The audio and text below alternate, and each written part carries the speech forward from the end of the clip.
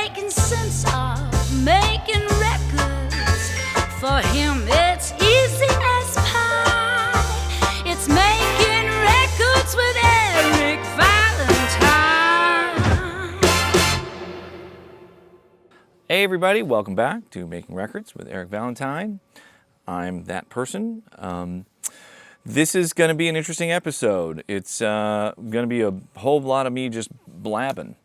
So for those of you that are here for all the digging through tracks and deconstructions and pulling up plugins and listening to audio and stuff, this one may not be for you. It's just going to be me talking. So a couple quick things before we dive into this one. First, I just want to say thank you for the amazing generosity with tips and thank yous and stuff that you sent to me. This feels like the right way to approach this. I like it. It's just a more direct thing between me and whoever is watching and enjoying these videos that I'm putting up.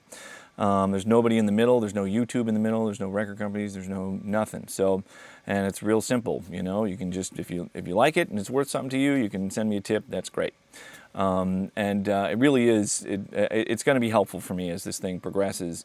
I didn't get a chance to mention this last week, but that Taking Back Sunday episode would have been up at least a week sooner, maybe 2 weeks earlier. But my 6-year-old laptop could not handle it. You know, like I have it set up now where I can have the Pro Tools session going. I have a camera on me. It's just the little FaceTime camera in the laptop. I have OBS running, so I can share the screen and you can see my face and all that stuff. And then I have to capture the audio from the laptop. And actually, that was a cool benefit of SonarWorks. It creates a little conduit that I can grab onto to capture audio coming from Pro Tools, which was a little tricky for me to do before. I used to have to run two laptops with two audio interface. It was just too complex. So now I can do it on one laptop. The problem is when I tried to have all that stuff going, like an 80-track Pro Tools mix and OBS and recording video and recording audio with QuickTime, it just laughed at me. It was like, yeah, right, this is not happening. So I had to get a new laptop. So I did that. That was kind of a whole drama. I got a laptop, one of the newer ones, and found out that you can't upgrade the RAM yourself. And so then I'm going to return that one. I finally have the one that hopefully will work for me for the next 6 years. But so there are things like that, real expenses that go into doing this. I've bought cameras and all kinds of things, and so it helps just kind of balance everything out. I think so. I'm not at least like losing money doing this. I would do it anyways, but so I really appreciate it. Thank you so much for the generosity there. So there's that, and then the other thing I wanted to say is that this particular topic is very, very subjective. There are so many different ways to approach this. I mean, creative endeavors in general are very subjective. Creativity gets expressed in all kinds of different ways. But now we're really talking about lifestyle choices in this episode, and that is really subjective. There are so many different ways to do this, and a thing that works for me could be the most horrible thing in the world for somebody else. So this episode is really just me going over what has worked for me, the mistakes I've made, some of the observations that I've made just with the community of people that I've been interacting with over the last 30 years, just spending pretty much all of my time in a recording studio. So it's really just my take on it. There's lots of ways to do it. So then there's the question of like, why is this important? Why did I think this was a good topic? And one of the things that I've noticed over the years is that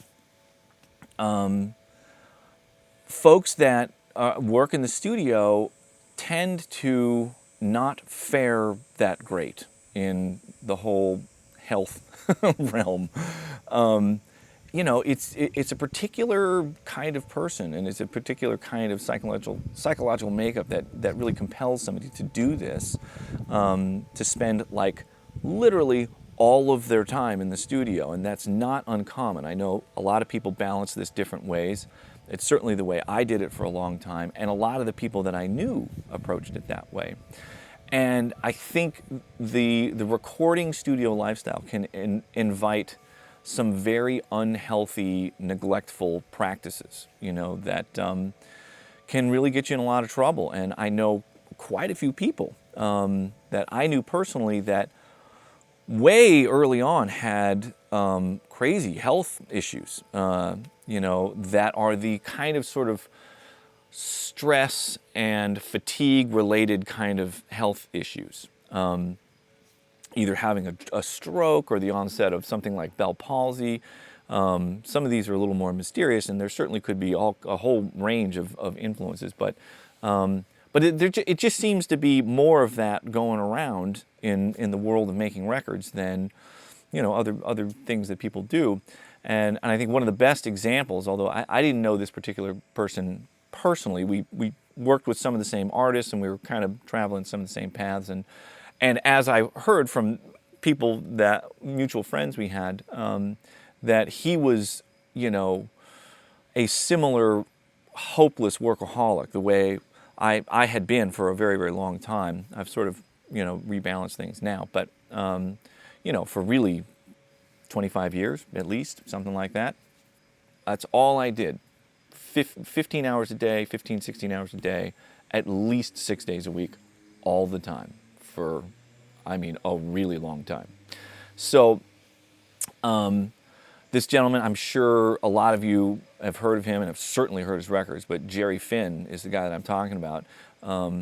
He, worked his ass off making amazing records, and even though I didn't know him personally, I'm certainly, have huge respect for his work. I really enjoy the records that he made. He had a massive stroke when he was only 39 years old. I looked into it a little bit leading up to this episode because I thought it would be, a relevant reference point. And he and I were born literally days apart from each other. I was born April 2nd, 1969. He was born March 31st. And so we were essentially the exact same age. And traveling through this experience in very similar ways, people told me that he just worked tirelessly all the time. And I did the same things, the same type of thing. And, I don't really know exactly what happened in his world and what may have been responsible for the stroke and his resulting death. But it was a terrible, terrible loss for all the people that knew him and loved working with him, and his family and friends, I'm sure. But I am making some assumptions here that maybe his, super extreme, lifestyle, work practices may have contributed to having a stroke at such an uncommonly early age. It's certainly possible. And so with that in mind, I feel like this is an important thing to talk about. It can really make a huge difference, just in your everyday life experience and potentially the length of the life that you have. So that's why I'm diving into this. Hopefully there's something interesting in it. We'll see. If anybody wants to hear me talk about this for, I don't even know how long it's going to take. I got an outline here. I'm going to just go through it and see what happens. So here we go. Health and happiness in the studio. I think for me, the number one thing that is responsible for my overall happiness in doing what I do is simply that I just love doing it. And it ultimately, we're talking about the context of being in the studio, but it really doesn't matter. I mean, if you love painting or working on cars or whatever it is, if you actually really, really love doing that and would do it whether anybody was paying you or not, you're way, way ahead of the game. Like, finding out what you love to do, figuring that out can be very challenging to begin with. and then getting people to pay you to do it so you can actually make a living doing what you love to do is just like you've hit the jackpot as soon as that falls into place for you. And that's really what it's been for me. And I feel like a lot of people that dedicate themselves to a lifetime of making records or working in the studio, recording music, writing music, doing all this stuff, typically people do it because it's just a deep passion for them. And it doesn't really feel like work every day when you go and do it, because there are things that you need to express, there are things that you need to do in order to feel fulfilled and balanced and happy in your life, And so I think if there's any aspect of this that doesn't feel like that, for you, then maybe there might be something else out there that really feels that way for you. And there could be all different ways to balance that. But I think it's an important thing to recognize. It certainly was for me at a certain point to really have the realization that I would do this whether somebody was paying me or not. I'm so grateful that people do. And still to this day, I still feel like I've never worked a day in my life because I would have been doing it anyways. So that's a huge, huge part of, I think, just your overall happiness in life. So I think that's important. Hopefully the people that are really, any viewers that are really diving deep into this in their life, that you have that same feeling about it. It brings you that same sense of fulfillment and satisfaction and joy in your life. It should. It really should. Because we give a lot of ourselves to it, So then the other thing, that's been interesting in my journey is that it took an interesting path. I mean, I definitely found what I really love to do. And I, for some reason I was drawn to playing drums early on, and started off playing drums, and I took drum lessons, and I just loved it. It was rewarding for me. I seemed to have enough of an aptitude for it where when I practiced, I could experience the benefits of practicing, and so there was a sort of positive feedback there. It's like, oh, when I do this more, I get better at it, and that's satisfying to me. So I kept doing it, progressed reasonably well as a drummer. Don't really play drums that much these days, but I occasionally get a chance to. It's super fun to do it when I can. But, and so, that was what sort of started me down the musical path, and then ultimately got very interested in the recording aspect of it, because early on, I started so early in drums that I didn't really have a lot of other people to play music with. My brother was learning to play guitar at the same time, and we played in bands together early on, but I was really obsessed with it and wanted to make songs. And, the drums are a pretty terrible solo instrument. So I started to learn how to play guitar as well, play bass, other instruments, and I wanted to make songs. And so in order to do that by myself, I had to learn how to record. And that's where my obsession with recording started. And so it was really inspired by drums. I grew up specifically really into rock music, just loving Led Zeppelin and AC/DC and Pink Floyd and all of that stuff growing up. And so that's really what inspired it. Ultimately, I was in the band T-Ride. They got signed. We made a record. We went on tour. We did a bunch of stuff. That sort of unraveled at a certain point. And then... and actually, we had a studio going on. So, the band T-Ride, we built a series of studios that sort of progressed as the band progressed, and we got signed. We got to build our sort of dream studio. But then after the band unraveled, things kind of, fell apart, and I realized I want to continue with the studio. And the most convenient thing to really keep the studio going at the time was recording with a particular artist that we had developed a relationship with, this guy named Oscar Jackson, who was known professionally as Paris. He was a rapper in Northern California. And he was a great guy. We had a lot of fun working together, and he was having a lot of success at the time. He started his own record company, and so I was making records with him, and I was working on all of the other artists that he was signing to his label. He was trying to build, a Dr. Dre style music empire. And so that's what I did all the time. I worked on that music, just like 5-6 days a week all the time. And it was great because it was consistent income, and I really enjoyed him. I learned a lot working on that genre of music. It was different than what I had worked on, in T-Ride and other stuff that I'd done. But, there was really cool things to be figured out working on that music about how to shape low end and stuff like that. And so that went along great. And then there was a certain point where I realized, like, this is, as much as I respect, the whole world of hip hop music and rap music, and Oscar was great, it was not my true passion for music. And so I made the decision of, like, I think I got to stop focusing on rap music and get back into the music that I'm truly passionate about. Because I realized I'm never going to be Dr. Dre. Like, when I was done in the studio working with Paris or one of his artists, I'd get in my car and listen to Led Zeppelin. Like, I didn't listen to rap music all the time. It's not what I, eat, breathe, sleep, dreamed about. I was still, my heart was and is still connected to rock music. That's what speaks to me emotionally. And so I ended up, telling Paris, I got to get back into doing rock music. That's my thing.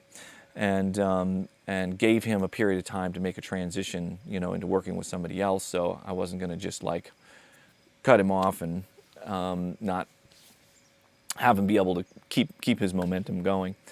And so I made that transition, and it was some very lean times. It was a pretty risky thing to do. I was giving up my consistent income, for sure, to follow what my passion was, and just hoping that it would ultimately work out. And ultimately it did. I had some extremely lean years in there, about a year and a half of as I've mentioned before. I used to go, there was a Chevron gas station that was walking distance, and I would go there and buy burritos and microwave them, and then that would be my diet. That's something else we're going to talk about. And then eventually, just through that time, I ended up crossing paths with Smash Mouth and Third Eye Blind, made demos with them. They ultimately got interest from record companies, and everything launched from there. If I'd stuck with doing hip hop or rap music, I would have always been probably just an engineer for Paris, which was a great gig, but there was definitely sort of a limit to where that was going to go. And I think me making the choice to follow what I was truly passionate about, as risky as it was at the time, really opened the door for me to be able to bring the best version of myself to the creativity that I was engaged in, because I was truly passionate about it. Really had extremely strong, passionate feelings about, this is how rock music should sound. That's not how rock music should sound. This is awesome. That sucks. Like, I was so clear about it in my heart, And there's just something that's just, profoundly satisfying when you feel like you've actually really achieved what you were going for. And the whole thing just became more of this, something that I was really, really emotionally connected to. And I'm more compelled to give every bit that I had to try and achieve a vision. Whereas, when I was working with Paris, I was trying to achieve his vision. And I was happy to do it. It was really beneficial for me for a period of time, but it didn't offer me the same opportunities that following my own passion did. So it was an important transition. I started with rock. I worked in the world of rap for a period of time. I went back to rock. Probably, one of the smartest things I did along the way, just for, my own happiness and, potential for success and moving forward with a career. So super, super important. I think what you're passionate about is where you're going to do your best work. and create the best opportunities for success and moving forward. Really, really important. So, as I talk about following my passion and how it compelled me to even give more of myself for the projects that I was working on, then that really sort of begs the question of like, how much time should you spend doing this, And this is different for everybody, and all I know is how it worked for me and how it's changed at different times. When I first started, it was literally 7 days a week, every waking second. It was just all I did. From the very, very beginning, I managed to get out of high school a little early, so from around 17, 18 years old, me and Dan Arley, the singer from T-Ride, we built a studio in his parents' garage, and that was the beginning of it. Like, all I wanted to do was be in that little janky garage studio setup and experiment and try stuff and record. It's all I ever did, and I was totally happy to do it. It didn't feel fatiguing at all, because it was just, there was something about it that was so invigorating and inspiring. It just kept me lit up and kept me focused and kept me awake and kept me moving forward through the day. And so that worked for me, when I was 18 years old. I think that, I was considerably more resilient then. And there were definitely times where I would just stay up all night and get on a particular, start chasing a vision and just chase it until the sun comes up, And there was like crazy times where you just lose track of time. It just completely, it's total time dilation, where you just get immersed in something with your head between the speakers and all of a sudden look up and go, whoa, the sun's coming out. Like, what happened? I can't believe that 10 hours just passed. That's crazy, but it would happen all the time. And so, I think there is a benefit to that. If you're comfortable with that amount of just excessive, like, obsessive focus on a particular thing, I think it was beneficial for me. As things progressed, I've slowly sort of balanced things a little bit more, over time. At a certain point, I switched to 6 days a week. I had a longtime girlfriend, and we wanted to actually just have 1 day a week that we could spend together. We really, for 6 days a week, we hardly ever saw each other. And there are things about that actually kind of worked well for that relationship. But we wanted to have 1 day a week where we would, where there was none of that going on. I could just be totally free and clear to go wherever, have an adventure, go do anything, stay home, run around, whatever. And so that, started probably that was probably in maybe the mid 90s, something like that. I transitioned to that. And all of this stuff, like the studio got built around 86, 87, the garage studio. And then there's a whole progression of other locations and stuff for the studio. But I think in the mid 90s is when I went to the 6 day a week thing. Just have 1 day off, and that it was cool to have a day to just kind of catch my breath and cleanse my palate, clear my brain, just be engaged in something else for a little bit. So that happened for a long time. So probably from mid 90s until around 2016, something like that. So what is that? That's about 20 years on the 6 day a week plan. And that was cool for me. And it was interesting during a lot of that time. Like, there were periods early on where I actually lived in the studio, and there was just no escape from it. Like, I would literally just walk from the console to the room where I slept in the studio building and just pass out. I'd wake up, have some cereal or something and go right back into the control room. And there was a certain point where I realized, like, I can't do that anymore. I have to go somewhere else, And so for a period of time, I had apartments that I stayed in, so I could go somewhere else and just see a different space for a second.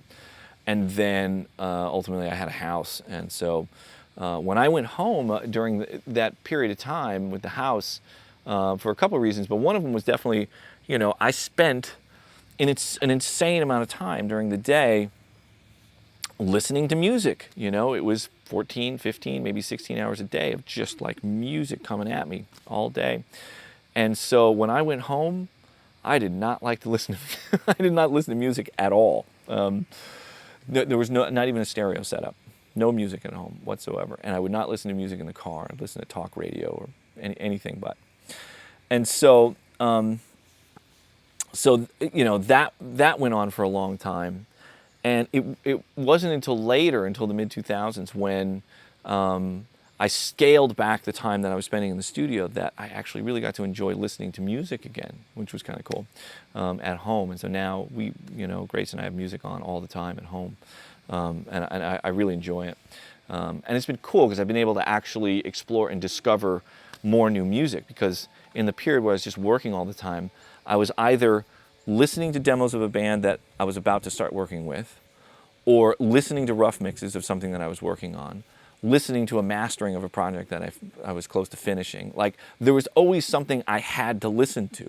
And so my listening time was just completely devoured by the projects that I was working on. And I never really had any casual music listening time, and completely got disconnected from whatever was happening in contemporary music. I just had no time to listen to it. So I've really enjoyed having that in my life again, and being able to really listen to music from all eras. And I've discovered so many artists and worlds of music that I just would have never come across not listening to music other than what I'm working on. So that's been cool.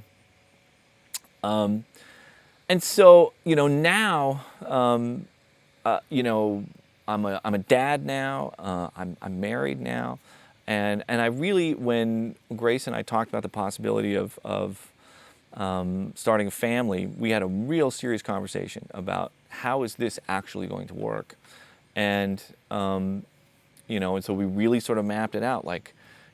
Somebody is going to have to be with this baby, for a lot of the time, early on. And, if both of us are working, then somebody else is going to be raising our kid, and that's not how we want to do this. And so we agreed that it made the most sense, and I was really sort of ready for this at this point, that I would essentially just stop. I was just going to retire, sort of.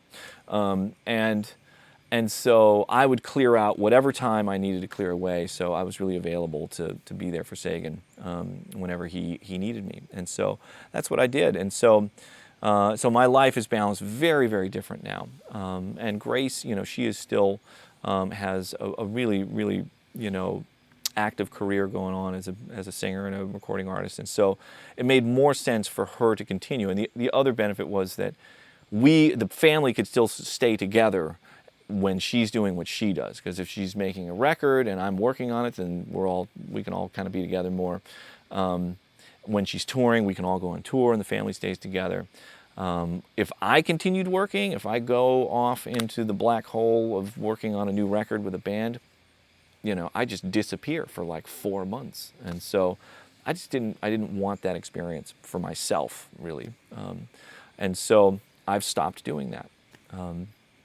And it's a totally different balance in my life.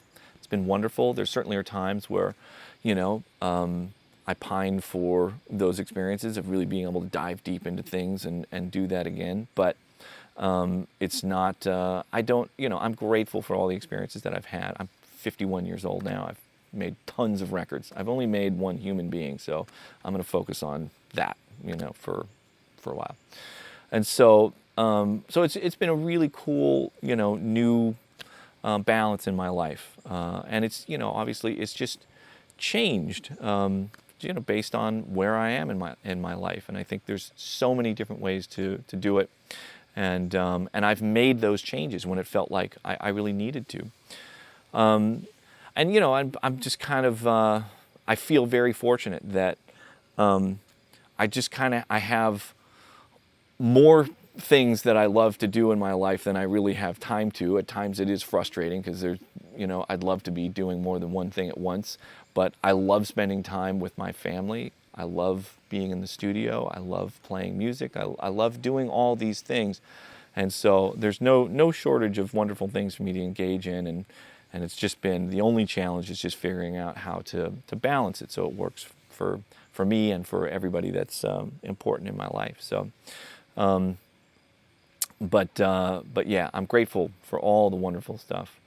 Now, there was a period of time, as I mentioned, where I was basically living in the studio and I was there all the time, and that just became totally overwhelming. I just, you just kind of lose your connection with the outside world just being in those same, four walls too long with no escape. And so now that I'm not working as much, it's been great to actually work from home again. And so I built the studio in Topanga called Topanga Diet Studios. There's the possibility of me building yet another studio at another location. So I'll keep you posted on that. I don't know what's going to happen with that yet. We'll see. And so I'm really enjoying that now because it's just this very seamless thing between being able to walk over and do some stuff in the studio and just, jump right back into whatever's going on with my family and move back and forth between them very, very seamlessly. It's been really, really cool. So I'm really enjoying that again now. If I'm not actually just working all the time, it makes a lot more sense. So that's been working cool. And so that sort of brings, up another aspect of this is the environment that you actually really are spending your time in. And for me, as I described early on, I was inside these bunker-like studios, as a lot of them are, where you're in a control room. There's no windows to the outside world, and you're just kind of in this weird time warp in there. And I think for a long time that was great for me. I think some people really need to get out in the sun occasionally to just feel normal and healthy. It didn't bother me for the years that I was in the cave, as I call it. And I think there are some benefits to it. Obviously, there's liabilities. Getting too much sun, if you're out in the sun all the time, there's sort of like the trade-off between being a vampire or having melanoma, and so I was basically, it was weird in California. The seasons are somewhat subtle to begin with, and I was inside an air-conditioned room pretty much all the time, and so I really didn't have much awareness of the passing of time or the passing of seasons because I was inside so much. And now, that's changed for me. I want to be more connected with how things are changing around me. And so the studio in Topanga has skylights, and the back, the wall behind me is all these, French door windows it's basically just a whole wall of windows. I can open them up entirely so that entire wall opens. And so I'm basically just outside while I'm working, and it feels a lot better for what I'm doing now. That I don't want to feel just hidden away in a cave all the time. And so there's obviously different ways to approach that, and it's changed for me at different times. One of the things that people are very, very sensitive to is lighting, and in the room that you're working in. And it's interesting because Grace and I are very sensitive in different ways. When I'm in a room working, I just click, turn all the lights on. I just want the lights on. I want to be able to see what I'm doing. Just crank them, and here we go. And a lot of people like to have a moodier lighting in the room. I sort of learned to be more sensitive to that on the behalf of the people that I was working with. Grace is one of the best examples. Like, she is really, really sensitive to lighting, and I just know, like, if we're going to record some vocals, I'm turning the lights down, I'm going to put up some candles, we're going to get some vibe going, and everything's going to be great, But If I just have a bunch of LED lights blazing in the room, she's like, I'm not even going in that room, let alone singing any fucking vocals, so you can forget it. So it is super, super important, and it's just like you just have to know what version of that really makes sense for you and for the people that you're working with, because lighting is extremely important for just how the room feels and the energy that it sort of brings out in the creative process. So something to really tune into. One of the things that's always been challenging for me, because I get so like super hyper tunnel vision focus on things, I start not seeing what's going on in the room around me. And that means that it can get really messy. There'll be stuff in the room that's just like astonishing that I don't see them, but I really just don't, you know. They'll just be like some old, you know, empty potato chip bag sitting there that's been there for a week, and I don't even see it. I just have no awareness of it. And so that's something I've really had to work on, and I do have a threshold for it. There is a certain point where I'm like, all right, I gotta clean this up. And it usually comes when I'm actually looking for something that I can't find, and I'm really pissed off about it. It's like, where's that damn adapter that I need? It's stopping everything I'm trying to do, and then I realize, like, okay, this room is a mess. It's a disorganized mess. I'm gonna clean the room, and when I do that, I know I'll find it. And I know I would be served better if I just did that as I went and kept a more organized space. Just not that great at it. I do my best, but I recommend that, you know, keeping an organized work environment is just better for your overall, you know, just clarity of thought, just not being around a lot of chaotic stuff. It's just easier to just think clearly and you know, stay focused on what you're doing. So I think that's important. The other thing that I think is really important is, oddly enough, the chair that you sit on. You know, so like in those eras when I was working 15, 16 hours a day, I spent more time in that chair than any other thing I was doing in my life. I spent more time in the chair than the bed I slept in, because I'd sleep for maybe only 6, 7 hours, something like that, get up, back in the chair. I'd be in that chair more than I'd be standing up and walking around, for sure. So my body is spending the most time in that chair in front of the console, you know? And so the chair is fucking important. I think, you know, you can justify spending as much on that chair as you would on the bed you sleep in or something like that. Because man, if you get it wrong, it can cause all kinds of problems that I'm sure you can guess what they are, back problems and all kinds of stuff. So don't be dismissive to the importance of the chair. It's a big deal.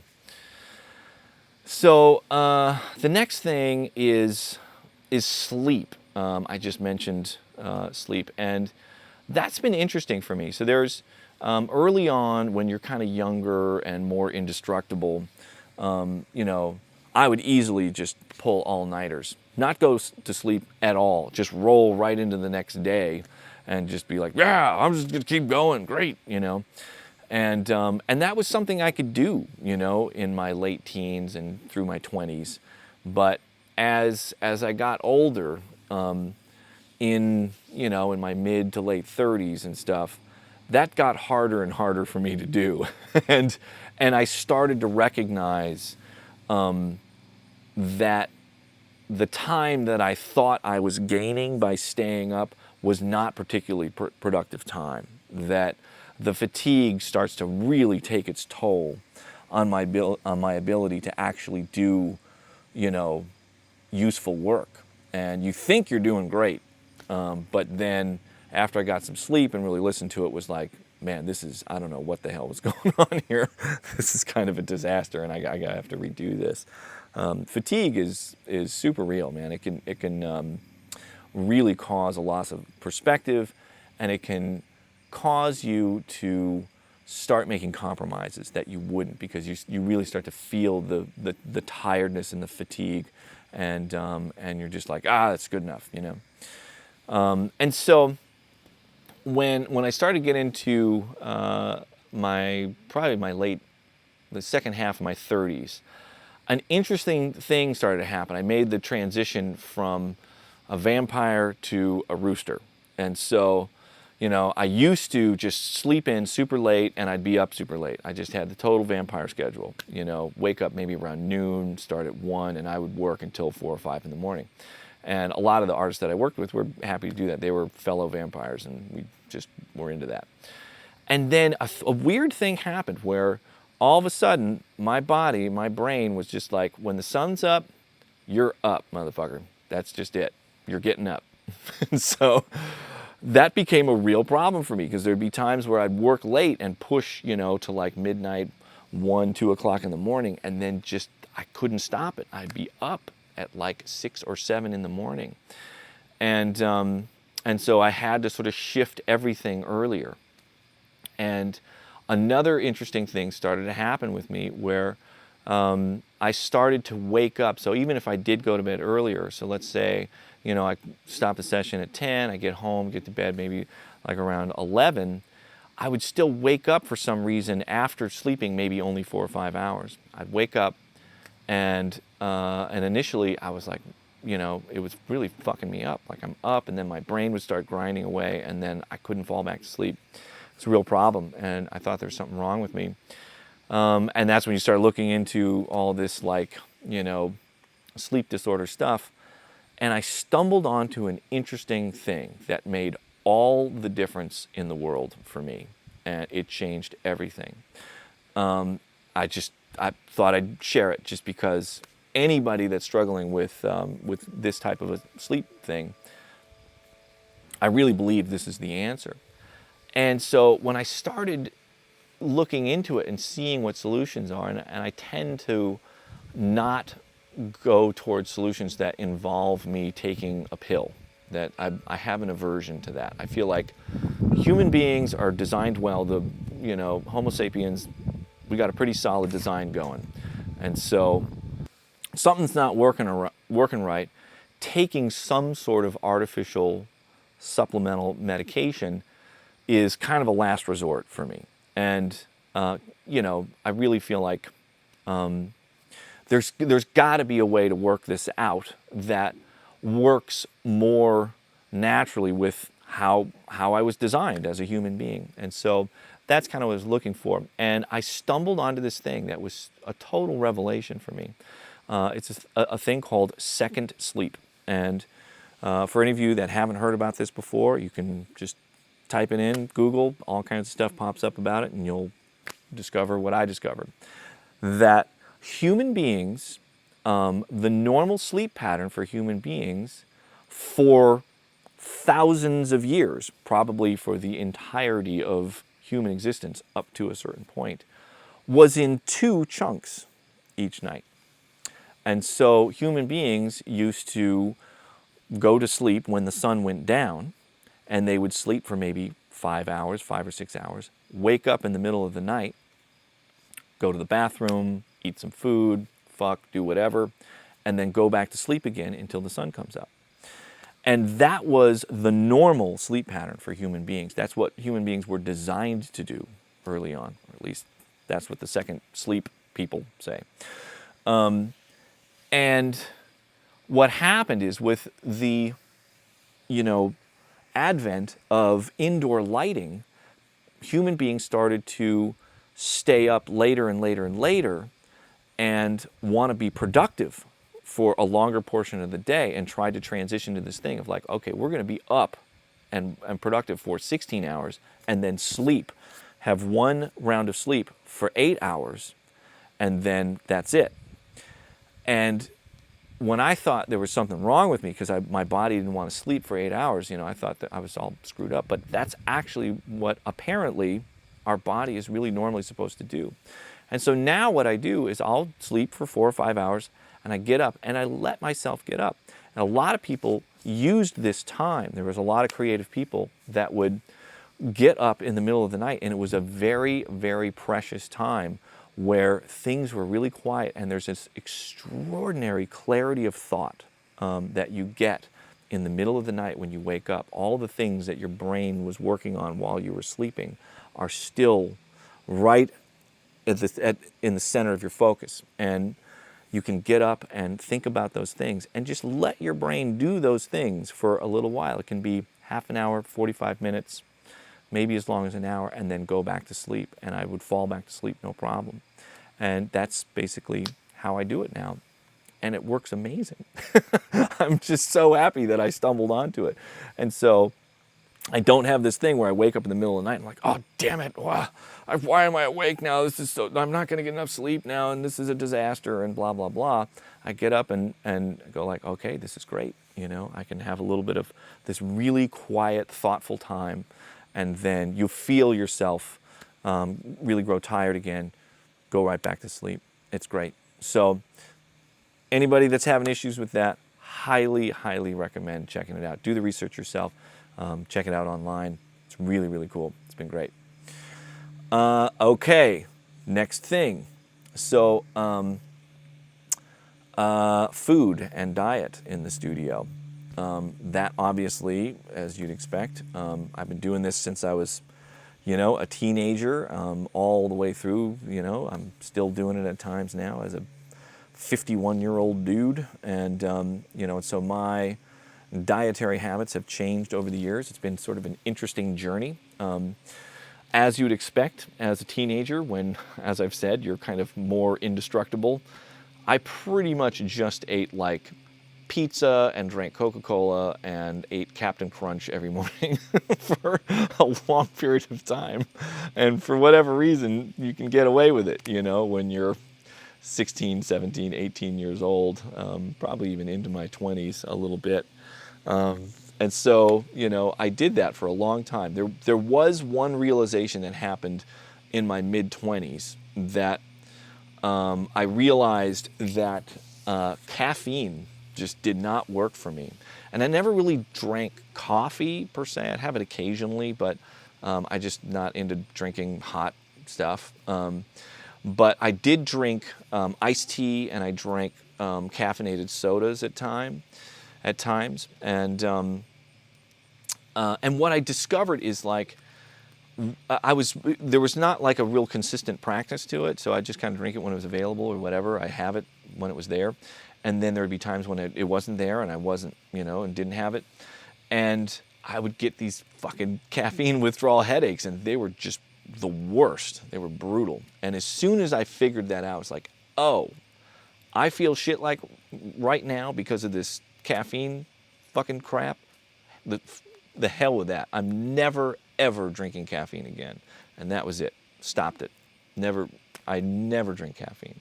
There's maybe an occasion where I'm actually at risk of falling asleep. I'm driving late at night and I'm exhausted. I'll maybe have a little caffeine then. But other than that, never drink it. There's lots of people I know that do great with caffeine, swear by it. Like, I have a friend, Tony Berg, that says I'm an absolute crazy person for not drinking coffee. And he, does not miss any opportunity of making fun of me for it. And so I totally works great for a lot of people. A lot of people love coffee. It's great for people. Caffeine, not my thing. I'll never, ever make a practice of drinking coffee. So that happened along the way. And then when I made the transition from Northern California to Southern California, I had sort of a period of time where there was all kinds of weird dietary stuff going on. It was sort of like, in the early 2000s, there was a lot of, fascination with these like Atkins ketogenic style diets and stuff. And my girlfriend at the time was into that. And so I was like, oh, sure, I'll try it. Yeah, let's do it, And, you always sort of like, whatever your girlfriend or your wife's doing, that's what you're going to be doing. So, and so I was doing that for a while, and there's all these like, diet bars and all this stuff that's supposed to go with that. And so I did that for a period of time, and I swear to you, it was the unhealthiest I ever got in my life. It was such a catastrophe for me. And and ironically, also the heaviest I ever got. I seem to be genetically just sort of a tall, thin person, but at that time I got up to about 190 pounds, which was insane for me. I usually hover between 165, 170 pounds, something like that, and without even really thinking about it that much. But boy, did that diet did not work for me at all. I'm sure it works great for a lot of people, but man, it was a disaster for me. And so I realized at a certain point, and I felt awful. I mean, I felt just no energy and just weighed down and doughy and sluggish, and it was just terrible. I felt so awful. And so I decided I'm just going to make the 180-degree turn here and just go in the other direction. Let's try going, super healthy the other way, which is like I went vegan for a while and tried that, and there does seem to be like some, health benefits to that. It's not easy to do. Totally eliminating any sort of, animal whatever was very challenging, and it was difficult for me to get enough protein, and I got really, really thin. So I ended up like 155 pounds, which is kind of terrifyingly thin for a 6'1" person. So then I had to go, okay, let's try and come up with something that's a little more reasonable. Vegan didn't work for me either. And so then I was doing, sort of like a pescatarian thing. So I was eating salmon and lots of leafy greens and nuts and stuff. And so I thought I'd really found like the perfect, dietary whatever thing. And it felt great, very energetic. I balanced out to a good weight, and things were going along great. And then another problem popped up. I had a bout of what I call hospital pain. There's certain kind of things where certain pain comes on, and I'm like, this is not just some little like day-to-day achy whatever kind of thing. This is the kind of pain where I need to go to the fucking hospital and see what's going on. So I did that, and I had kidney stones. So when in my search to find the healthiest possible diet in the world, I was eating tons of spinach and blueberries and peanut butter and pecans and walnuts. If you look it up, like all of those food choices are super high in oxalates, and it turns out that oxalic acid or oxalates are the thing that combines with other stuff to make, to crystallize and turn into kidney stones. And so my super healthy guy diet segued me directly into getting kidney stones. And this was like around 2007. I was in the midst of making an All-American Rejects record. And so it was crazy. I don't know if any of you have had kidney stones before, but man, that is no joke. There was one time we were driving back from Skywalker Ranch, which is all the way in Marin in Northern California, all the way back to Southern California. And the crazy thing about kidney stones is that they sort of work their way through your system. And the time that is incredibly painful is when they arrive at your ureter. It's the tube that connects your kidney to your bladder. I think I'm remembering that right. And it's an extremely small tube. You become very, very aware of that as a kidney stone is trying to make its way through it. It's unbelievably painful. And I had to pull over. I couldn't drive anymore because of the pain that you feel in your abdomen from that thing. So, man, there's so many ways that the whole dietary thing can just go awry. And so after that, I learned about oxalates and, how to, find healthy food choices that were not literally at the top of the list for oxalates in every way. And then I haven't had a kidney stone since, and I've found a much more balanced way to do that. I'm not super militant about my diet at this point. I'm a little more of a grazer. I don't like to eat huge, big, heavy meals because they just sort of make me sleepy and slow me down too much. And so I'll have, moderate-sized meals, and I just kind of eat a little bit of everything. I think, typically the best choice is always not being too extreme about anything. As soon as you take on a diet where it's like, I'm only going to eat grapefruit and ginger, it's like something's going to go wrong. It's better to just sort of like balance things out. At least in my experience, that's what it's been. And so that's what I do now. Occasionally I have some pasta, and occasionally, I try to eat as much fruits and vegetables as possible.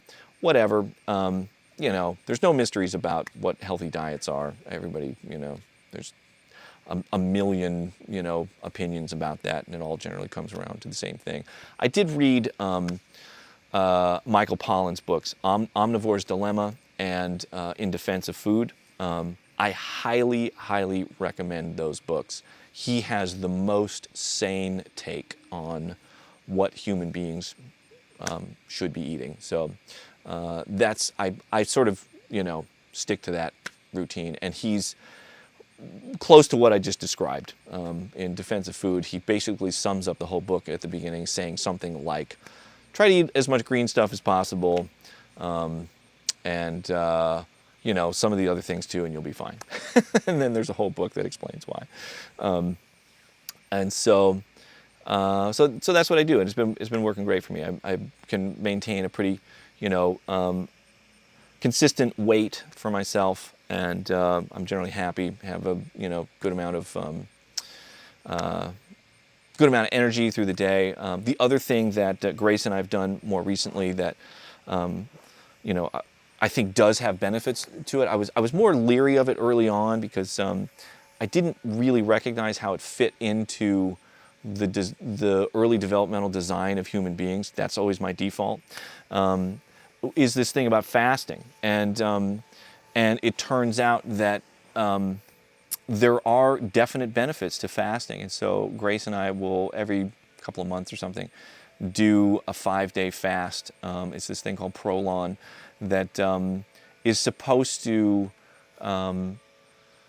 trigger your body to go into this regenerative mode that can happen when you're fasting, and apparently that's the benefit, is that it actually takes energy to process food, and so when you're not eating a lot of food, your body goes, okay, we're not taking in a lot of food right now, so let's focus on fixing up what's there, and so it goes into this more sort of regenerative mode and can clean things up inside, and so we have been doing that occasionally. Haven't done it recently, but that's been beneficial. You come out the other end of it really feeling pretty great, and your stomach goes back to taking on appropriate portions of food, so you get full, when you're really supposed to, and don't eat too much food, So I do recommend that.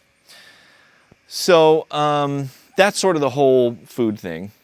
I thought I would touch on this. There's been a lot of comments about it, people inquiring about it. My teeth. So I think I'll try and address that at this point. It's probably about time with the comments that have come in. So this is what happened with my teeth. When I made the transition to Southern California, I did an extraordinarily stupid thing, and not even really being aware of it. I didn't even recognize I was doing it. This was like time dilation at, on the multi-year level.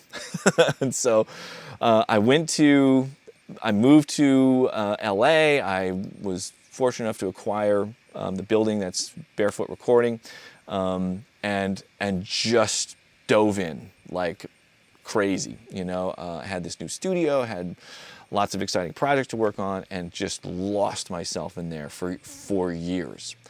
And literally 7 years passed, and I realized at a certain point, they just started to let me know that I had not gone to the dentist for 7 years. It was crazy, but my teeth and gums were really, really in bad shape, to the point where it was inescapable. I mean, it just felt awful. But again, like, I would get such tunnel vision that I had no awareness of anything but what I was working on. So I realized, oh shit, I need to find a dentist and deal with this. And so I did. I found a dentist, and they were like, "Oh my God, your gums and teeth are a disaster." And so I started the process of trying to, bring them back to health. And the first dentist I was with was good, but got to a place where they started talking about doing this horrifying thing where they cut your gums back because there's deep pockets in your gums, and the bacteria gets in there, you can get infections in your gums, blah, blah, blah. Yeah, great. I know this is lovely topic to be discussing here. And so I was like, my mother had been through this, and she said it is the worst thing she's ever experienced in her life. So I was like, not doing that. I'm going to go talk to another dentist. And so I found another dentist that thought that they could keep everything healthy without having to do, a procedure like that. Went for a while with that. Things started to deteriorate again. So, and they started talking about doing a procedure like that. It's like, nope, not doing it. And so found another dentist, and this guy is the champion dentist of all dentists. I love him because he loves what he does. You can just tell he just loves being a dentist. He's just super passionate about it, unbelievably knowledgeable, just amazing. And so, so I got with him, and he recommended this thing called Perio Protect. And so you have to get these trays made. So they take a mold of your teeth, and you get these trays made, and you put this gel in the trays that when you put the trays on your teeth, it holds the gel on your teeth and gums for like 15 or 20 minutes, and totally like just sterilizes everything and keeps everything really, really clean and healthy. And in order to do that, they have this extremely, extremely dilute, tiny amount of peroxide as part of the antiseptic that's used in the gel. And when I first got them, I was like, if there's peroxide in this, is it gonna lighten my teeth? And he said, no, it's not. It's just not enough concentration to do that. And lo and behold, if you do it for a long time, I mean, I basically just have to do this at least once every day with my gums, or my fucking teeth just fall apart. And so that's what I've been doing. And then after I did it for about a year, and I came in one time, he was like, yeah, I guess it does kind of lighten your teeth a little bit. And so that's why my teeth are as white as they are. I mean, I'm not a particularly vain person. I do hold a tiny bit of vanity here and there, but I definitely draw the line. I would not ever go out and actually pay to have my teeth lightened. It's not really an issue for me because I don't drink coffee and I don't smoke, so my teeth were not particularly, discolored to begin with. But they're actually, they're pretty light already. But with the Perio Protect thing, there you go. I got super light teeth. So for anybody that's having gum issues, my Lord, this Perio Protect thing, it is the magic bullet of all time.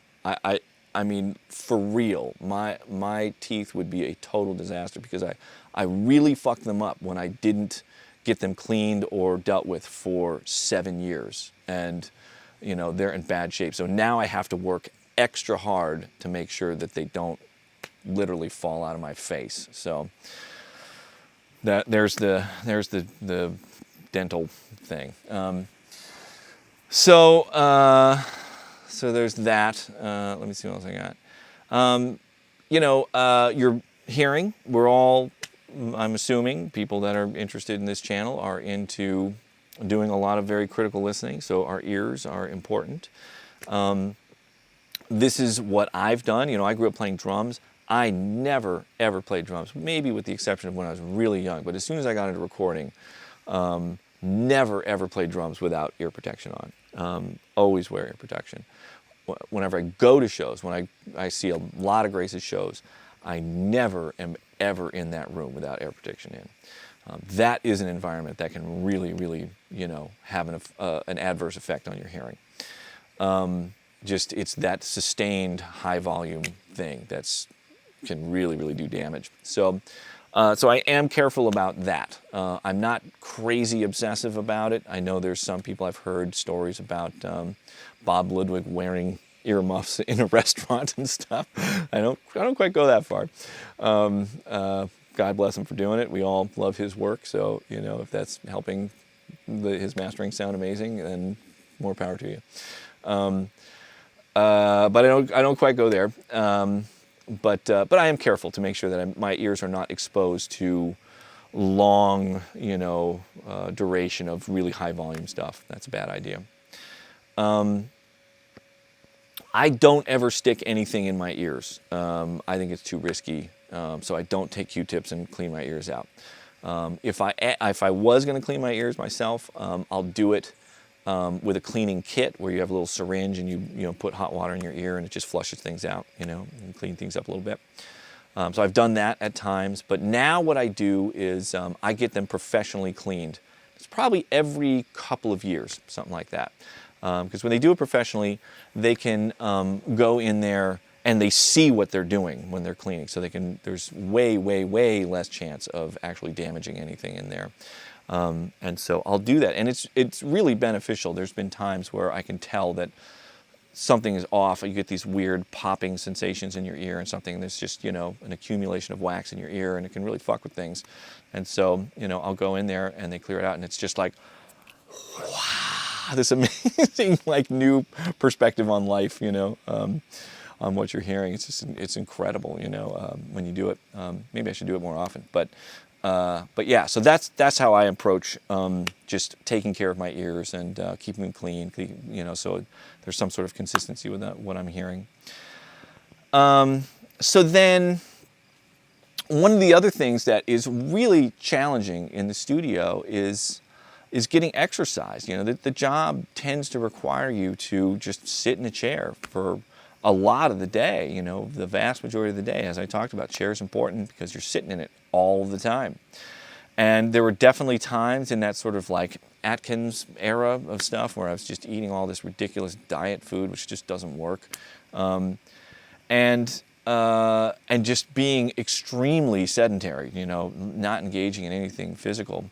When I was younger and I was playing drums a lot, drums are very physical and it kept me in shape. I actually, like through high school, was, you know, had this uncommon, this very unexpected sort of athleticism that, you know, nobody really anticipated for me because I looked like this sort of degenerate rocker kid, but, you know, I was playing in bands with, playing lots of double kick drum, and so I was basically running all the time. You know, I'd play shows and have to, you know, play these crazy double kick drum parts, you know, for hours, 1.5, 2 hours, something like that. And there's a funny thing would happen. I'd be in gym class in high school, and they'd do like the phys ed testing or something, and you have to run. And I could outrun anybody in the class. It was super funny, but that did not continue when I stopped playing drums all the time, and I turned into sort of like this bizarre, like thin marshmallow, really peculiar, you know, physique. And so there was a certain point when I had the realization that the Atkins just didn't work for me, and I wanted to, you know, get healthy. I just felt terrible, you know.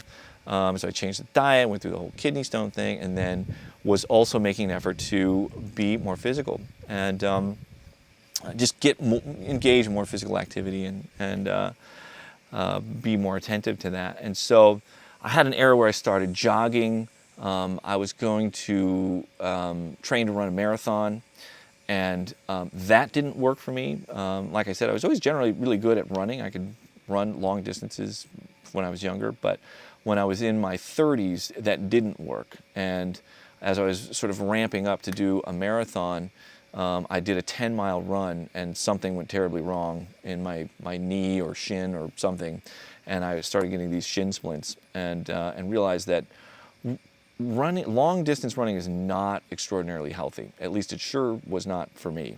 My body was like, nope, you're not doing this, because when I tried to keep doing it, man, it was incredibly painful, and so I just had to stop. I even went to like a jogging runners convention thing to see if there were solutions and talk to people about it. And what I found out was the solutions that people had were like these creams that had painkillers in them that you would put on your leg, and and basically everybody said, yeah, oh well, managing injuries and pain management is just a part of marathon running. And it's like, you're crazy. I'm not doing this. This is the worst idea in the world. So I stopped running. And then what I really enjoyed a lot better was hiking. And so with that, there's not the same amount of just abuse on your joints. It's more of a workout of your muscles when you're hiking. And so that worked incredibly well for me, and got super into hiking up these mountains. There was this park in Burbank, the Brand Library Park, and they have this hiking trail that's like, only 1.5 miles, but it goes up almost like 2,000 feet of elevation. It's really steep, and it was an incredible workout. And so I got in the habit of doing that at a certain point and just kept doing it. I would invite other people at the studio to join me to do it, and got on this big sort of health kick with everybody that I was working with. And that ultimately sort of progressed into doing a couple of big hikes that was sort of like a team building thing. I had Undertone Audio going at this point, and various people that I was working at the studio with and stuff. There's assistants and other engineers and stuff. So we did one big like team building thing with Undertone Audio and Barefoot, where we all went to Yosemite and hiked to the top of Half Dome. It's a pretty serious hike to do in one day. We did it in one day, and it was an amazing experience. Really cool. We all had a fun time. It's awesome. Team building, I guess it really works. It was great. And then I did another one that was even more serious, which was hiking to the top of Mount Whitney, which is a cool hike because you get way the fuck up there. It's like 14,500 feet, something like that. It's the highest point in the contiguous United States, 48 states, whatever it is. Without any technical climbing. Not something I'm really interested in. If it requires a lot of ropes and, whatever those things are, carbiners and stuff, I'm not into it. I want to just be able to essentially walk there. And so Mount Whitney is like that, and you basically just hike to the top of this unbelievable mountain. And so I did that, and that was probably one of the most difficult physical challenges I've ever taken on. I trained for it, doing hikes, and a assistant engineer that was working in the studio at the time joined me. I went with my brother, a small group of people. So that was amazing. And then the other thing that I've done is at a certain point I realized like I'm going to have to come up with some sort of practice in the studio, or I'm just never going to get exercise because I'm just in here all the time. And so what I came up with was a rule that whenever I'm printing a mix pass, whether it's just a rough mix or a final mix or whatever, an attempt at a final mix, whenever I'm printing a mix pass, while the mix is printing, I have to do an exercise. And so I got into this practice of print a mix pass, I'm going to do push-ups. Print a mix pass, I'm going to do sit-ups. And so in Barefoot, I was set up. I had a chin-up bar in there, and so I would do push-ups, sit-ups, and chin-ups. And so I would just sort of alternate for each pass, whatever it was. And sometimes, it's amazing. You can do, like 50 push-ups in a little over a minute. And so I could do like push-ups and sit-ups in one mix pass. And so I do that maybe 2-3 times a day. So I'm getting in, and each set I would do about 50 push-ups. I I considered the possibility of actually doing push-ups for this episode, but realized like I would just be tempting the meme gods way too much with that move. So I'm definitely not going to do any push-ups right now. I have no delusions of being, having any sort of extraordinary physicality or athleticism at all. So I'm not going to be a fitness model anytime soon. But doing these exercises was just good for just feeling a little more sturdy and healthy and having more energy. And it was also like, this is where the tiny bit of vanity that I do have starts to kick in. Is as I've gotten older, I have this thing I call the incredible melting torso, where everything up here is just trying to like make its way down there, and so I'm sort of trying to hold that back by doing push-ups and sit-ups and just trying to firm things up a little bit. I don't know. It's a bit of a losing battle at this point, but I'm still trying. I did my sit-ups today. Grace and I did a workout today. So there. And so it's been a really good practice to get in, because it's built into my workflow. And it was interesting that when I would get to the point where I was actually mixing, that's when I would be the most fit, because, I'd be doing maybe 150, 200 push-ups a day, every day. It was kind of a lot of push-ups, Here's the one pitfall. The one thing that I ran into was, and personal trainers will tell you this, like when people are choosing their own exercises and they don't have a personal trainer, you exercise the muscles that you can see. And so that's essentially what I was doing. It's like, I want to try and look great. And so I was doing push-ups and sit-ups and stuff, and not exercising the other side of my body at all. And a weird thing happened where I was overdeveloping the muscles on the front side of my body, and the back side of my back was completely atrophied, and it actually caused this shoulder to sort of get out of alignment. It was so off balance. And so I had this weird issue with my arm where I couldn't, like, it wouldn't rotate properly, and I had all kinds of problems. So I started, now I have resistance bands so I can exercise my back. I do like rowing, whatever exercises. This whole episode feels kind of bizarre to me. I can't believe I'm actually talking about all this stuff, but I don't know. We'll see if anybody thinks this is interesting or not. And so that that's where I'm at with it now, and it works. It works great. I just make sure that at some point in the day, I mean, I'm not actually mixing all the time now, so I don't have that trigger for myself. But I try and make time for myself, and there's just no excuse. It's like doing a set of 50 push-ups takes a minute. It takes a minute. Like that's no time. That's just not a huge commitment to have to make. And so I make time. I find time to do it. And I think ultimately the thing I'm really, really interested, even with my tiny little bit of vanity, is that I want to feel healthy, and I want to feel somewhat sturdy, and I want to make sure that I don't injure myself, because I still do have to pick up amps and move drums around and do things and stuff, and I'm so lucky. I've never really injured my back. I know people that have gone through that, and it can be a total life changer. Completely change your life experience if you injure your back.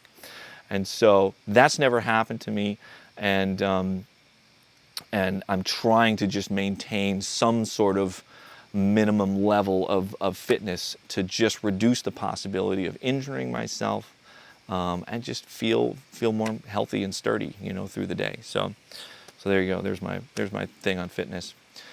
So I think probably the last thing that we'll touch on in all of this, because it's definitely just a part of this world and the human experience, and I have had sort of a peculiar journey with it, but it was somewhat interesting. It's the whole having drugs and alcohol be a part of your life or not, or whatever. And so I had an interesting sort of path with this. Early on in my life, there was a very influential person for me, a drum teacher, a guy named Terry Carlton, an amazing human being, incredible human being, incredible musician, incredible drummer, but just a wonderful human being. And his influence on me could not be overstated.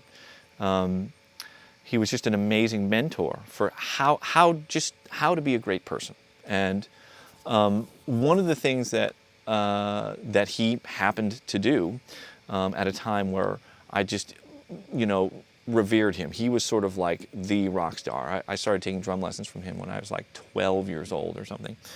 And he happened to not drink alcohol or take any drugs at all. That was just the choice that he made. And when I was 12 years old, like, he was the best drummer I knew, and I was taking lessons from him, and he played in a bunch of different bands, in Northern California, and my mom would take me to go and see him play with his bands, and to me, he was a rock star. Like, I'd go and see him at local clubs, and I didn't really know the difference between, playing at a local club or playing at like a coliseum. Like, I had no frame of reference, and so to me, he was a rock star. It's like, wow, he's playing drums, there's all these lights, and it's loud, and there's people there going, yay, and all that stuff. And he's like, he was the coolest person in the world. And, he'd walk up to the bar in between sets or whatever, or after the show, and go, oh, can I have an orange juice, And I just thought, like, well, if that's what he does, that's what I'm going to do, And so it sort of started me on this path of just being like, you know what, I'm cool. I'm not gonna drink alcohol, and I never really had like a big morality about it. It was not like, it's wrong or it's evil or whatever. It was just a choice that I was making, and I was totally fine with whatever anybody wants to do. And so I stuck with that for a long time. So literally, in my life, all the way up to the age of 48, I think, is when this changed. I had never had any alcohol or any drugs for that entire time. And again, like, I think there are things that were beneficial about it for me. It's not something that I would say somebody needs to do or not do or whatever, everybody's different. I think the benefit for me was that alcohol and drugs can invite distractions into your life that would have taken my attention away from focusing on being a drummer, learning how to record, doing those things. And so I had a lot of time available to really develop those skills for myself, and very little distractions going on. I'd say the downside of not being engaged in drinking alcohol or doing drugs is that there's a lot of socializing and sort of social bonding that goes on with that stuff, and I did miss out on that a bit. It alienated me a little bit at times. People would be uncomfortable if I was around because just by me not drinking felt like a judgment on people who were. So for some people would take it as a judgment, and feel like, oh, well, maybe I shouldn't drink now. And I really didn't care, but people would just take it that way. And so I probably missed out on some life experiences that could have been really hilarious or awesome or incredible or whatever, or may have made connections with people that would have been really important in my life. So that's the potential, downside of not engaging something that can be the centerpiece of how people connect and bond with each other. And that has come up later in my life when I wasn't drinking or doing drugs, when I'm working with particular artists that have that as a big part of their creative experience. Use drugs and alcohol as a big part of engaging in creativity and bonding with the people that they're being creative with. And so there was definitely, a band in particular that I feel like that was a real factor, And so, I think there's pluses and minuses in both directions. There's really no one way to do this. And so after 48 years of that, there was a certain point where I felt like, I think I get the idea with the whole not drinking thing. I've done it. I can do that. I've done it. And so, I decided, like, let's just see what happens. And I think here's the interesting thing about it. Like, my hesitation about ever starting was that I really didn't know if I was going to have any sort of, addictive tendencies. And so there was, when I started, there would be the possibility that like, I'm gonna really like drinking and things could really go off the rails. And so it wasn't until I made the decision of like, you know what, I'm gonna sort of really, scale back the amount of time that I'm making records and just kind of like enjoy just kind of being, and not spend all my time doing that one thing. And it opened up the opportunity. So like, and I really actually did the calculation in my brain. So if this goes terribly wrong and I become an alcoholic or something, then, I'm not like derailing my career or something, I think I was segueing into a time in my life where I was going to have less responsibilities. And so I was like, yeah, fuck it. And let's just see what happens. And it was really fun. It's been a fun transition in my life, and I seem to only really enjoy wine. If I'm totally honest, I think all alcohol tastes kind of dreadful. That is definitely an acquired taste, for sure. I know there's people that love beer. I'll never be able to drink beer. That just doesn't work for me. And when I first was tasting wine, it's like this just tastes like spoiled grape juice.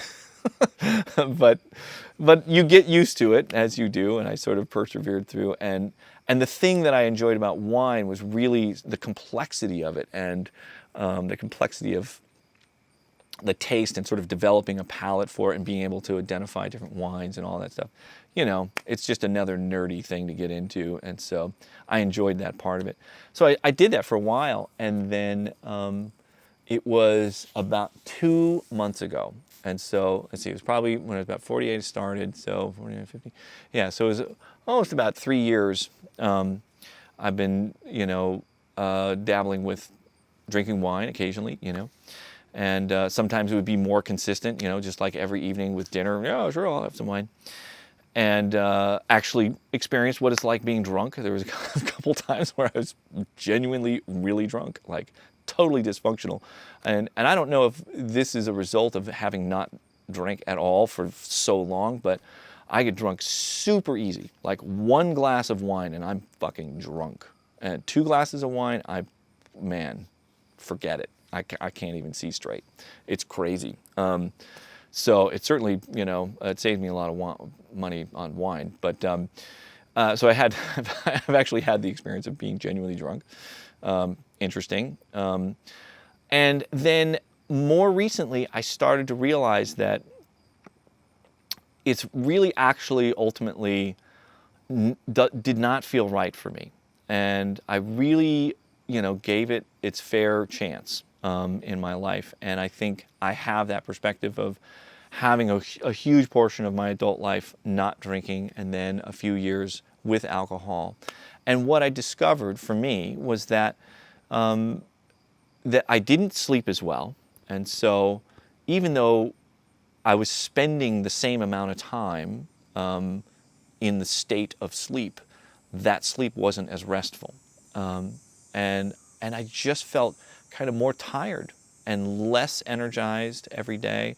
There were times when, if I drank a little bit more a given night, I'm sure everybody knows, you get a hangover. And so I'd have a headache and feel even shittier.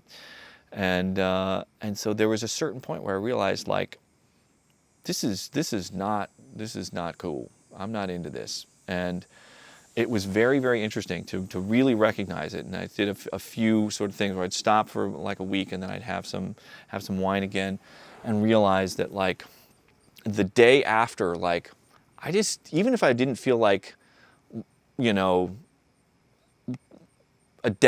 hungover, I felt, I just didn't feel motivated. I just had low energy, just sort of listless, and just kind of dragging my feet, and just didn't feel energetic and motivated to do things, which was just weird for me. I am a person that likes to be doing things. I like to do things. And so when I really started to pin that down, that's when I started to realize, like, I think this is not working for me. And then ultimately, when I spent a little more time not having any, some other differences started to reveal themselves. When I'm regularly drinking wine each evening, like with dinner, not a huge amount, but a little bit, maybe a glass and a half every night, my short-term memory goes to shit. It was incredible. Like, I couldn't remember anything. I couldn't remember where I put my keys. I couldn't remember anything. It was just so frustrating. And as soon as I stopped, my short-term memory came back the way it always was, where anybody can ask me, do you know where I put the iPad? Yep, it's in the room on the thing, and like, it's just a completely different world. It was really incredible to me how much of a difference there was with that. So I am back not drinking again. Occasionally I will have a sip and taste a wine, because I'm always sort of genuinely curious now about the taste of different wines, but I will never drink a glass of wine, I don't think, ever again. It just doesn't feel right for me. So, interesting journey there. So there was that. So then with drugs, I was never particularly interested in drugs. Again, no big morality about it. I've witnessed all kinds of different experiences with drugs. There's lots of drugs around in the music business. Maybe less now than there was in the 80s and 90s, but man, I've seen a lot of drugs. And it's very interesting because I remember all of it, because I was not on drugs for any of it. And I've seen times where it has been beneficial for people, where it can take people into a more inspired or uninhibited state of mind, and actually facilitate some pretty incredible creative stuff. I've also seen it destroy people's lives completely. Friends that I grew up with, people that were insanely talented, brilliant human beings, destroy their lives with drugs. Just completely ruined. All of their potential, all of their brilliance, just right down the toilet. I've lost friends to drugs that could never manage their addiction and died young because of drugs. I've had an artist come this close to ODing right in my control room before. So I've seen a lot of different versions of it. I would say with harder drugs, more negative than positive, for sure. Marijuana, weed is sort of a unique item that's gone through sort of a weird transition more recently. Weed doesn't interest me at all. I don't like the effect that smoke has on lungs, and what I've witnessed with it is kind of crazy. Like, I have friends that are unbelievably functional and productive while smoking a lot of weed all the time, and doesn't slow them down even the tiniest bit. I have one friend that has a huge complex company that he runs, where he's got 100 different things going on at the same time. He smokes weed all the time and manages it effortlessly doing that. I have other friends where it doesn't work at all, and I just watch how it fucks up their lives, every day, that it just brings on this sense of, as they're sort of like embracing challenges in their life, they get high and get this feeling that, like, oh, everything's cool. They like to get high to get their head right, and you may think everything's cool, but all those problems that were there before you got high are still there. They haven't gone away because you haven't fucking done anything about it, and watch their lives just totally unravel and fall apart. So there's, that one's really interesting, and there was certainly a period of time, a long time ago, like in the 50s, when marijuana was unjustly vilified, as with the reefer madness movies and shit. I don't know if any of you ever heard about that or saw it, but weed was really turned into this, like,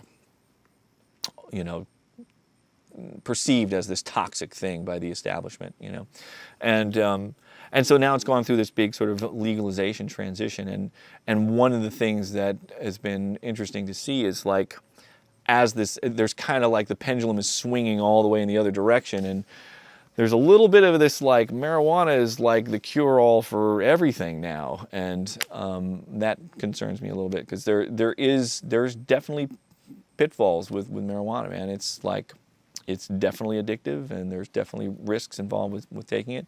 There's certainly benefits to it for under certain circumstances, and as I said, some people do great with it, some people don't. So, you got to figure out if it works for you. So the only drug I was ever really curious about, even for the long period where I was not taking drugs at all, were psychedelics. Early on, when I was a teenager, is when I first stumbled onto this. My folks had this amazing encyclopedia set. It was the Time Life Science Series encyclopedia set. And there's one particular edition of it it's called Animal Behavior, and they're studying the behavior of various organisms. And so one of the experiments that they do that they display in this thing, it was the thing that piqued my curiosity the most. And even back then when I was a teenager, it's like, I'm not going to do drugs, but at some point in my life, maybe way, way, way later, just in case, after I've really sort of done what I need to do, I'm going to try psychedelics. And so it was this experiment where they were drugging spiders. And so there was a spider that would rebuild its web every night. And so what they would do is, right before it was going to build its web, they would give it a fly that was laced with various types of drugs. And they wanted to see how different drugs would affect an organism's ability to do work. And so like a spider is programmed genetically to do this task of building a web, right? And so they gave it all these different kinds of drugs. They gave it, amphetamine, some sort of amphetamine, a barbiturate, some sort of downer kind of thing. They gave it caffeine, and they gave it LSD to see how these different drugs would affect its ability to do work, to achieve a task.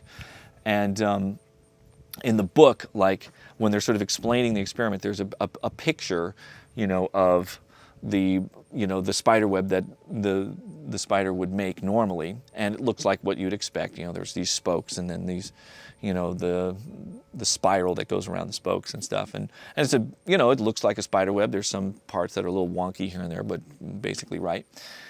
And then on the next page, on that same page, there's 4 squares where they show all these different drugs that the spider takes and the webs that it made. And so it like shows the one that does on methamphetamine, and it's just a total disaster. Like it just doesn't have the patience to go all the way around the spokes. It just goes back and forth, back and forth, back and forth, and just freaks out and spazzing out everywhere.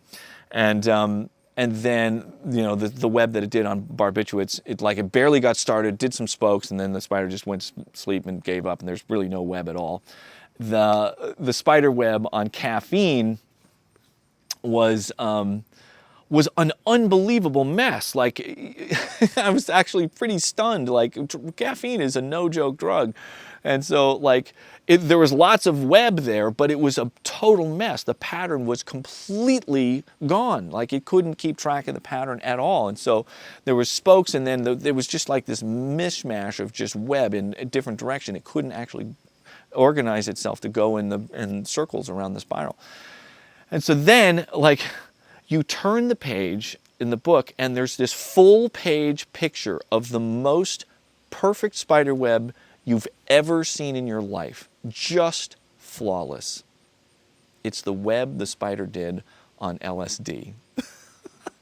And I remember the caption. It's a caption that you could never get away with now, because this book came out in the 60s, and it said something like, on LSD, the spider has the patience and focus to weave a perfect web, greatly improving on nature. I couldn't believe it. And that was my interest, was that the LSD actually caused the spider to do a better job. And that's what was interesting to me. I've always been interested in how to be the most productive, or to achieve whatever the the highest level of whatever my vision was. And so that's why it caught my attention back then. And so then a couple years ago, that opportunity came. I decided, fuck it, let's try this. And so I tried taking mushrooms, psilocybin. And the first time I did it, we did it, Grace and I did it together. And by the way, here's the disclaimer. I'm not recommending or suggesting that anybody should try any illegal drugs at all, ever. So this is my experience, just sharing it with you. There you go. Don't do drugs, whatever. So we had like a shaman person, or whatever they call them, I forget, some sort of journey guide person to come and bring the drugs, which they ironically called medicine. And it's like, these are definitely drugs. This is definitely drugs. But they like to call it medicine.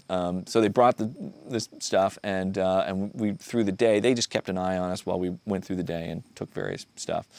And so that was my first experience on psychedelics, and it was really interesting. It was kind of all the things that people describe.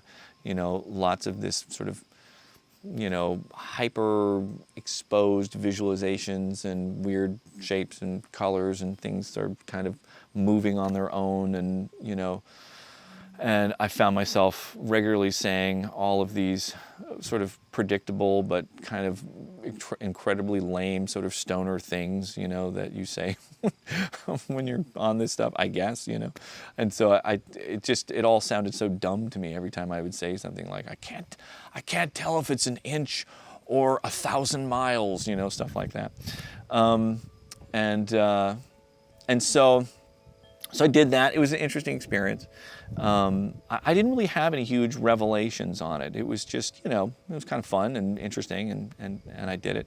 But then, after reading Michael Pollan's book about psychedelics, again, Michael Pollan reemerges, again, probably has the most sane, rational take on this whole thing, because psychedelics are starting to reemerge, being reconsidered for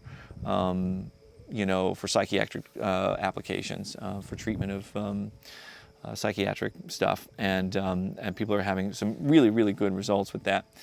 And so my interest was this whole thing that it reactivates what's called the default mode network in your brain, and that area of your brain is really, really active when you're an infant, when you're really, really young, and your brain is making all of these new connections. And so somehow, I'm not a neurologist, so I don't really know exactly how all this works, but my general understanding is that the default mode network is a part of that process of really sort of establishing more sort of permanent connections in your brain or something. I don't know. But it's important for the process of learning new things. And so that sort of, piqued my interest. And so I did another round of it. I've done a few rounds of it since then. And one of them was I wanted to do the experiment of being creative while on psilocybin. And so I, set things up specifically. So I'm going to take the psilocybin and I'm going to launch down this endeavor of writing some music. And it was this particular type of song that I had. I could hear what it should feel like, but I really hadn't just worked out what it would be yet. And so I sort of saved that for this experience. And so I did that, and I sat down to write music and try and pin down this song idea. And it was very interesting. The thing that I ran into was that suddenly things become, you get these metaphoric representations of how things are actually sort of functioning in your environment. And what ended up happening is the computer and Pro Tools, which I use all the time, and while it has its, its issues, I'm fine using it. when I was trying to record this, or get this song idea down, the computer felt more like this insurmountable mountain that I needed to climb. It was never doing what I needed it to. It was just a giant barrier. It was so incredibly cumbersome trying to be creative with the computer. It was very revealing to me, like how unhelpful that thing really is when you're trying to just really express an idea. So that was interesting. But the song that got created out of that was the title song for Grace's most recent record, the song Daylight. So for better or worse or whatever, that song was written and conceived on mushrooms. And I got a certain way through the conception of it on mushrooms, and then finished it off when I was, later on not on anything. And so I guess it was ultimately sort of a combination of the two. But I think it's possible that there are choices that were made in the sort of the chord choices in that song. There's a lot of these really sort of dramatic, unconventional chromatic chord changes in that song that I don't think I would have done necessarily if I wasn't, in that state of really being sort of opened up to anything's possible kind of a thing. And so there you go. I've had sort of this interesting journey with drugs and stuff. More recently, again, I had my most recent psilocybin experience. It's now become sort of boring to me. I think I've done it a total of maybe 3 or 4 times, and this last time I was like, yeah, here it comes. There's going to be weird shapes and colors and things are moving around, and I kind of get it now. And if there isn't really something to be gained from it for me, it just loses its interest for me. And doing it just to see a bunch of weird colors that's not enough of a motivation for me to actually do that. So I think I may be done with mushrooms as well. But there it is. So that's all the topics that I have on my sheet here. So I must be done talking. I don't know if that's helpful for you. I thought this would be an interesting thing to do. I know that was a lot of talking and not a lot of audio to listen to. But my hope is that everybody out there that's checking out these videos has found or will find those perfect balances in your life, so you feel inspired and healthy and happy and fulfilled every day in your experiences making amazing music. So let's go do that. I'll see you next time. Bye.